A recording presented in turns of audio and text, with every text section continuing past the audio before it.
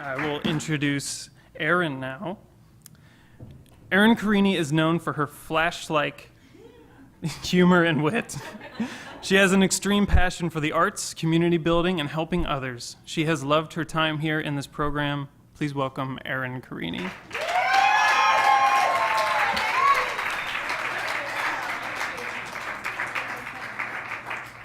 All right. Yes, me. There's a lot of crap up here. Do you want to see some sweet pageant wave? I practice. Oh yeah, it's great. So I'm going to do things a little differently and talk about me, which is also great. So first thing is I sit a lot. I love sitting. Most of my day is spent sitting or eating or both.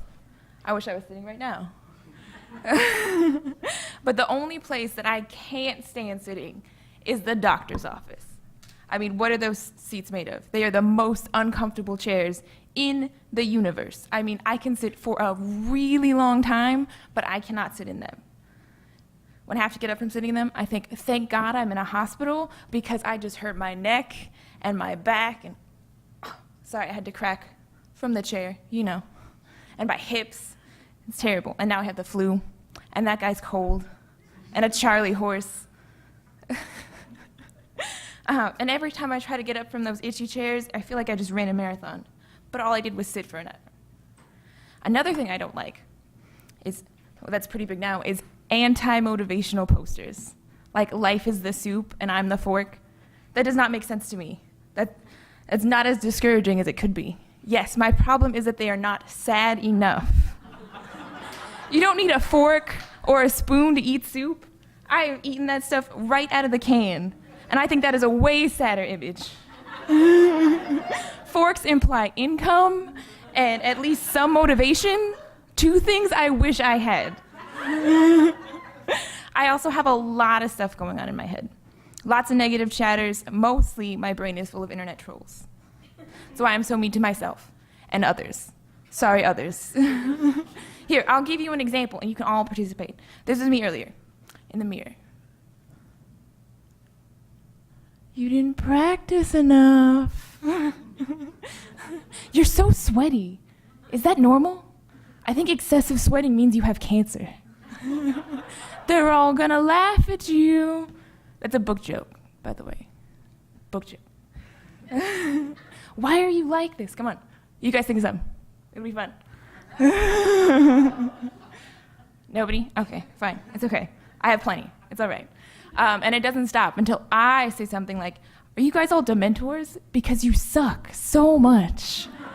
Another book joke. Yes, you're welcome. This is a writing thing, so it's fine. And yeah, I'm a little nuts, but I hate it when other people call me crazy. It's like, that's our word. Come on, guys. Well, that was fun. I hope you all had a good laugh, because this is not going to be funny. I'm going to read an excerpt from my story called Knuckles, available in sandwich form upon request. Okay, no, seriously, laughing time is over now. No, stop laughing. All right.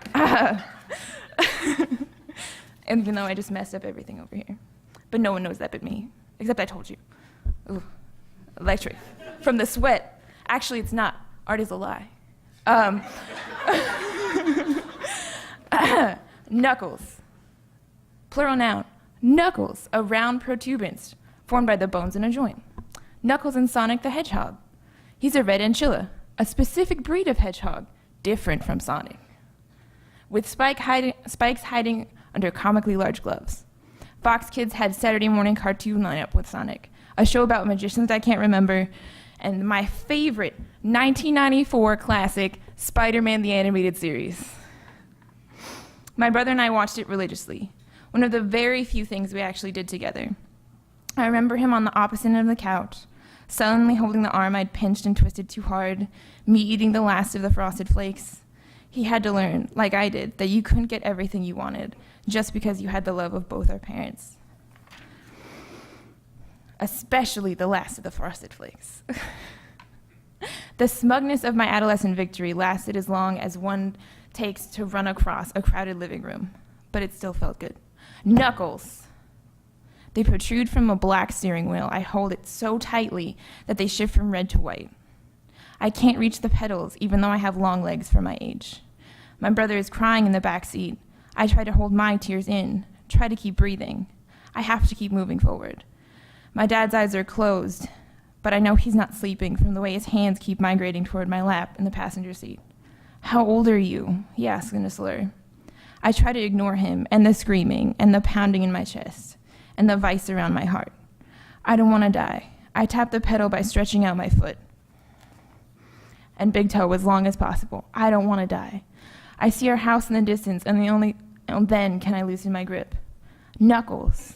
My almost boyfriend kisses them. When I wake up the next day, a tiny drop of me hides in the corner of his mouth. He pulls my arm as I try to get up.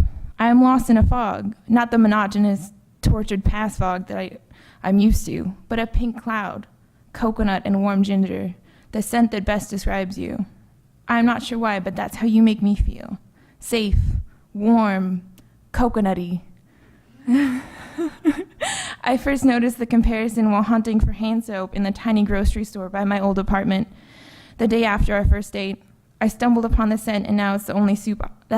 Yes, soup. Delicious soup. It is the only soap I will ever buy. When you're not around, it guides me through the darkness, comforts me in a way that only touched the edges of explanation. Before you, my heart was pounded, smashed over and over again, and then poured into someone else's mold, left out in the sun to rot, occasionally picked at by vultures with fleeting interests. Nothing ever really reached me, a vague, unpleasurable haze. I'd be pried open with crowbars, the claws leaving bruises on my inner thighs, their jaws gnashing like hungry dogs. When they'd try to rip me apart, they'd want me to tell them. They'd want me to say it, to scream it. They say it feels better when I tell them, but my mouth is wired shut. But for you, the words slip from my tongue, unable to be contained. I meant what I said. He's still playing with my fingers. Which time? I asked. In a sleepy haze, he thought I was going to leave him. He pulls me back in, back under the unfamiliar sheets, drowning in foreign territory, and then he repeats those three little words that I can never really trust and adds, "Please don't go." I search his eyes, still unable to see the truth. I feel the blood pulsing between my fingers. What's one more time getting hurt? I am Sisyphus, being punished for past deceitfulness. But instead of just pushing that boulder, I'm going to punch it over and over. I smile and reassure him that after I go to the bathroom, I will be right back. My almost boyfriend runs his tongue across my knuckles, and the pain stops for a moment. I have some raps that'll fit you. How would you like to learn how to box? Okay, and that's it. No more jokes either.